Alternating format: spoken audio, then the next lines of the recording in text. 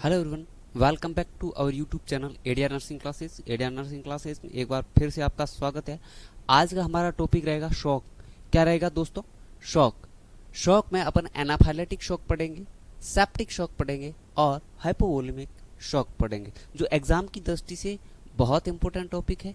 इनमें से एक दो क्वेश्चन जरूर एग्जाम में आते हैं। तो चलो बिना किसी देरी के अपन इस टॉपिक को स्टार्ट करते हैं। टॉपिक को स्टार्ट करने से पहले यदि आप एडीआर नर्सिंग क्लासेस के इस पैनल पर पहली बार विजिट कर रहे हैं या इस वीडियो को पहली बार देख रहे हैं तो चैनल को सब्सक्राइब जरूर कर दें। तो चलो अपन सबसे पहले देखते हैं शॉक होता क्या है। होता क्या है? शॉक में क्या है?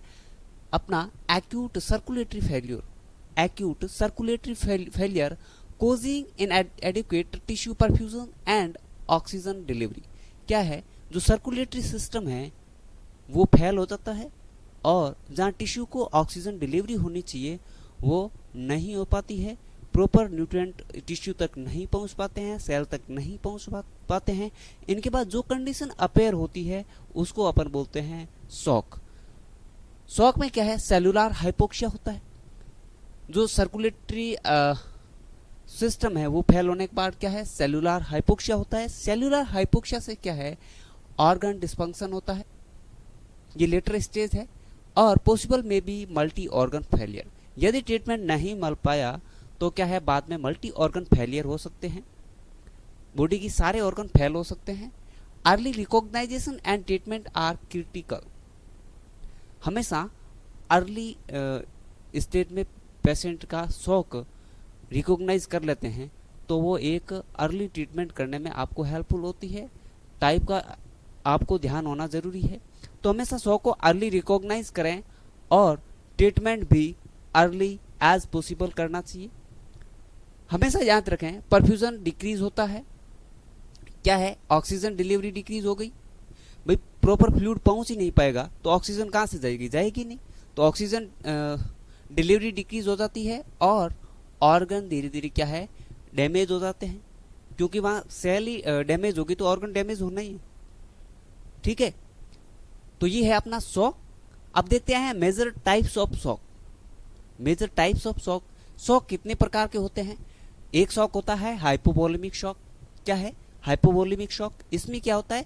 लॉस ऑफ सर्कुलेटिंग वॉल्यूम, जो बॉडी का फ्लूइड वॉल्यूम है वो लॉस होता है। दूसरा है सेप्टिक शॉक। सेप्टिक शॉक क्या है? इन्फेक्शन से होने वाला shock. Infection associated distributive shock होता है। इसमें क्या है? इन्फेक्शन की वजह से सर्कुलेटरी सिस्टम है वो डिस्टर्ब होता है। दूसरा है एनाफाइलेटिक शॉक। इसमें क्या है? Severe systematic allergic reaction causing distributive shock. जो एलर्जी है उसकी वजह से क्या है? सर्कुलेटरी सिस्टम डिस्टर्ब होता है, जिसको अपन क्या है? एनाफाइलेटिक शॉक बोलते हैं। और कार्डियोजेनिक शॉक भी होता है, ऑब्स्टेट्रिक शॉक भी होता है। तो अपन इस वीडियो में 3 शॉक पढ़ेंगे: हाइपोवोलेमिक शॉक, सेप्टिक शॉक और एनाफाइलेटिक शॉक। अब देखते हैं सबसे पहले हाइपोवोलेमिक शॉक। हाइपोवोलेमिक शॉक के कारण क्या है? सबसे पहले कारण है हेमरेज। क्या है? हेमरेज। हेमरेज होने से क्या है? आपका जो फ्लूइड वॉल्यूम है वो कम हो जाएगा। हेमरेज में क्या हो सकता है? ट्रोमा हो सकता है, जीआई ब्लीडिंग हो सकती है या ऑब्स्टेट्रिक ब्लीडिंग हो सकती है, पीपीएच हो गया। ठीक है। फ्लूइड लॉस, सीवियर वॉमिटिंग हो सकती है, डायरिया हो सकता है, बर्न हो सकता है। इससे भी क्या है? बॉडी का फ्लूइड लॉस हो गया और वो एक शॉक की कंडीशन हो जाएगी बाद में। Reduce circulatory volume, decrease Venus return. ये भी हमेशा क्या है? रिड्यूस वॉल्यूम, जो बॉडी का वॉल्यूम है, सर्कुलेटिंग वॉल्यूम है, फ्लूइड है, उसकी वॉल्यूम कम हो गई तो सर्कुलेशन प्रॉपर हो नहीं पाएगा। जहाँ जितना फ्लूइड जाना है, जितनी ऑक्सीजन जानी है, वहाँ वो सर्कुलेशन हो नहीं पाएगा, जिससे क्या है? आपका क्या हो सकता है? शॉक। क्या हो सकता है?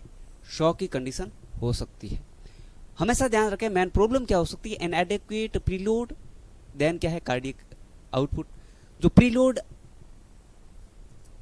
वॉल्यूम है वही कम होगा तो कार्डियक आउटपुट होगा ही नहीं। कार्डियक आउटपुट कम पड़ जाएगा।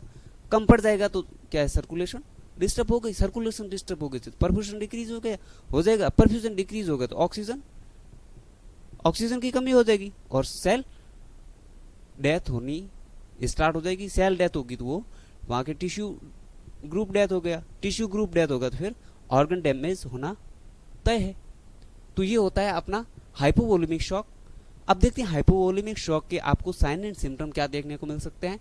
सबसे पहले आपको हो सकता है टैकीकार्डिया देखने को मिलेगा, हाइपोटेंशन मतलब लो बीपी में देखने को मिलेगी, और आपको स्पेशली लेटर स्टेज में ये हाइपोवोलेमिया देखने को क्या हाइपोटेंशन देखने को मिल सकता है, और कूल पेल और क्लामी स्किन देखने को, स्किन ठंडी देखने को मिलेगी, और डिलेड कैपिलरी रिफिल टाइम। जो कैपिलरी रिफिल टाइम है वो आपको, जो कैपिलरी रिफिल टाइम है वो आपका बढ़ जाएगा, ठीक है। और ओलिगोयूरिया देखने को मिल सकता है, थ्रस्ट देखने को मिल सकता है, और अल्टर्ड मेंटल स्टेटस और वीक पेरिफेरल पल्स, ये आपको साइन एंड सिम्टम देखने को मिल सकते हैं। किसमें? हाइपोवोलेमिया में, शॉक में। हाइपोवोलेमिया शॉक में ये आपको साइन एंड सिम्टम देखने को मिल सकते हैं। अब देखते हैं अपन मैनेजमेंट। हाइपोवोलेमिया शॉक तो हो गया, अब इसका मैनेजमेंट कैसे करेंगे? सबसे पहले कंट्रोल द सोर्स लॉस। आपका फ्लूइड लॉस हो रहा है, उस सोर्स को कंट्रोल करना। यदि ब्लीडिंग हो रही है तो उस ब्लीडिंग को कंट्रोल करना सबसे पहला मैनेजमेंट है। देन क्या है? Rapid assess of airway, breathing, circulation, मतलब आप ए बी सी सबसे पहले इसको कंट्रोल करोगे, स्टार पॉइंट। देन क्या है? एबीसी देखोगे, एयरवे, ब्रीथिंग एंड सर्कुलेशन देखोगे। देन क्या करोगे आप? आईवी लाइन लोगे, आईवी असेस करोगे और एप्रोप्रिएट फ्लूइड दोगे और ब्लड रिसक्सिटेशन करोगे एज पर ऑर्डर डॉक्टर, ठीक है। जो डॉक्टर ने बोला है, यदि फ्लूइड लगाना है या फिर आपको ब्लड या ब्लड कंपोनेंट्स लगाने हैं, वो आप आईवी लाइन असेस करके लगाएंगे। और मॉनिटर करोगे vital sign, urine output and mental status, ये आपको मॉनिटर करना है। और ट्रीट द अंडरलाइनिंग कोज, और बाकी जो अंडरलाइनिंग कोज है उनको आप ट्रीट करोगे, और साइन एंड सिम्टम जो दिख रहे हैं उनको कोज है वो उनको क्या करोगे? आप ट्रीट करोगे। देन आता है अपना सेप्टिक शॉक। सेप्टिक शॉक क्या है? Septic shock is a severe form infection associate organ dysfunction with profound circulatory and metabolic abnormalities, systematic inflammation and vasodilation। क्या करता है? आपका माल डिस्ट्रीब्यूशन ऑफ ब्लड फ्लो। जो बॉडी में इन्फेक्शन की वजह से होने वाला जो शॉक है वो क्या है? सेप्टिक शॉक कहलाता है। इसकी वजह से क्या है? जो सिस्टम है उसमें क्या है? इन्फेक्शन फैल जाता है, और वो इन्फेक्शन वेजो डायलेशन करवा देता है। वेजो डायलेशन की वजह से क्या है? जो सर्कुलेशन में जहाँ फ्लूइड पहुंचना है वो नहीं पहुंच पाता है, और कंडीशन अपीयर होती है सेप्टिक शॉक की। किसकी? सेप्टिक शॉक की। और हाइपोटेंशन देखने को मिल सकता है, टिश्यू हाइपोपरफ्यूजन देखने को मिल सकता है, और ऑर्गन डिस्फंक्शन भी इस कंडीशन के अंदर हो सकता है। कॉमन सोर्स क्या है? रेस्पिरेटरी, एब्डोमिनल या यूरिनरी या ब्लड स्ट्रीम इन्फेक्शन। ये जो कॉमन सोर्स है इसके द्वारा क्या है? आपके सेप्टिक शॉक होने के चांसेस ज़्यादा रहते हैं, ठीक है। अब नेक्स्ट देखते हैं वार्निंग साइन। सेप्टिक शॉक के वार्निंग साइन क्या है? तो वार्निंग साइन या साइन एंड सिम्टम बोले तो फीवर हो सकता है, हाइपोथर्मिया हो सकता है, फीवर भी हो सकता है, हाइपोथर्मिया भी हो सकता है, और टैकीकार्डिया भी हो सकता है, टैकीपीनिया भी हो सकता है। टैकीकार्डिया भी देखने को मिल सकता है और टैकीपीनिया भी होगा। और अल्टर्ड मेंटल स्टेटस है वो भी अल्टर्ड हो जाएगा, और हाइपोटेंशन, ठीक है। और क्या है? पुअर परफ्यूजन, आपको जो पेरिफेरल पल्स है वो भी वीक देखने को मिलेगी। रिड्यूस यूरिन आउटपुट है वो भी कम हो जाएगा, क्योंकि प्रॉपर सर्कुलेशन हो ही नहीं रहा, तो किडनी तक प्रॉपर फ्लूइड ही नहीं पहुंच रहा है, तो क्या है? किडनी फिल्टर कैसे करेगी? तो यूरिन आउटपुट कम हो जाएगा ऑलरेडी। और लैक्टेट में भी एलिवेटेड इन टिश्यू हाइपोपरफ्यूजन, ये भी आप स्टार पॉइंट करेंगे, ठीक है। अब देखते हैं नेक्स्ट सेप्टिक शॉक का मैनेजमेंट। सेप्टिक शॉक का मैनेजमेंट क्या है?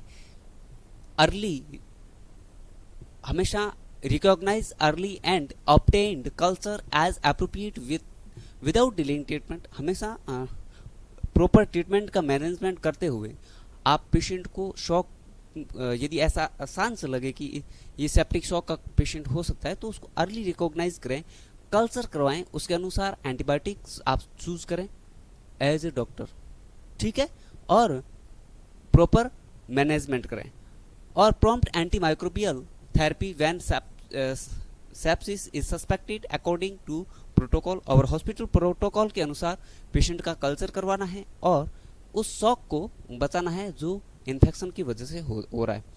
आईवी क्रिस्टलॉइड रिसक्सिटेशन, यदि आपको जरूरत लगे तो इसमें क्या है, आईवी क्रिस्टलॉइड भी देना होता है, वेजोप्रेशर्स भी दिया जाता है, ठीक है, क्योंकि वेजो डायलेशन हो गया है तो वेजोप्रेशर्स भी दिया जाता है रिक्वायर्ड एज परसिस्टेंट हाइपोटेंशन। यदि हाइपोटेंशन ज़्यादा है वो, तो आप क्या है, वेजोप्रेशर्स भी दे सकते हैं।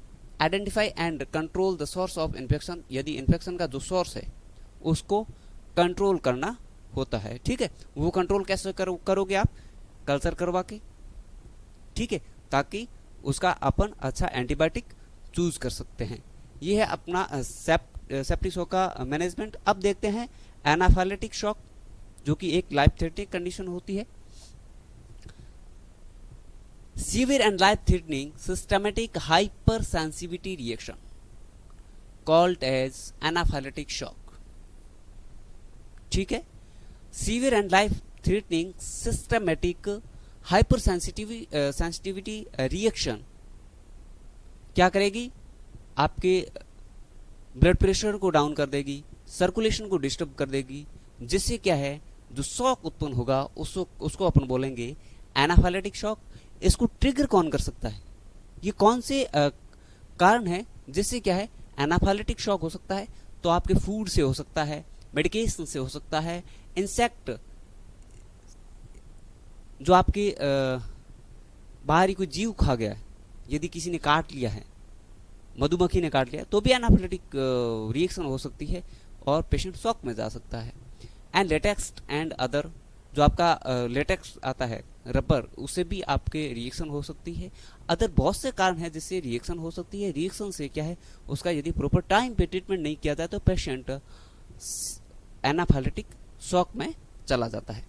इसमें क्या है, रैपिड वेजोडाइलेशन होता है और इंक्रीज वास्कुलर परमिएबिलिटी हो जाती है और हाइपोटेंशन। ये तीनों कंडीशन मिला के आपका क्या बनता है, एनाफाइलेटिक शॉक बनता है। क्या बनता है, एनाफाइलेटिक शॉक बनता है। एनाफाइलेटिक शॉक में क्या है, वेजोडाइलेशन हो जाएगा और क्या है, इंक्रीज वास्कुलर परमिएबिलिटी, फ्लूइड जो है वैन से बाहर शिफ्ट होना स्टार्ट हो जाएगा और क्या है, हाइपोटेंशन हो जाएगा, ठीक है।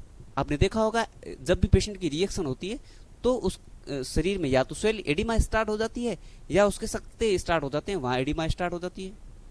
तो क्या हुआ, वो फ्लूइड वैन से बाहर शिफ्ट हुआ। क्यों हुआ, क्योंकि जो वैस्कुलर परमिएबिलिटी है वो बढ़ गई है। एयरवे एडिमा हो सकती है, ब्रोंकोस्पाज्म हो सकता है और रेस्पिरेटरी कंप्रोमाइज, ठीक है। यदि एनाफाइलेटिक शॉक में ये भी हो सकता है, एयरवे एडिमा हो सकती है, ठीक है, और ब्रोंकोस्पाज्म हो सकता है, जिससे क्या रेस्पिरेटरी डिस्ट्रेस में पेशेंट चला जाएगा, ठीक है, और बाद में डेथ भी हो सकती है पेशेंट की। एनाफाइलेटिक शॉक में क्या है, आपको साइन एंड सिम्टम क्या देखने को मिलेगा, यूटिकेरिया देखने को मिल सकता है, इचिंग मिल सकता है, फ्लशिंग मिल सकता है और एंजियोडिमा मिल सकता है, lips, tongue and airway swelling, ठीक है, विजिंग मिल सकती है और ब्रोंकोस्पाज्म मिल सकता है।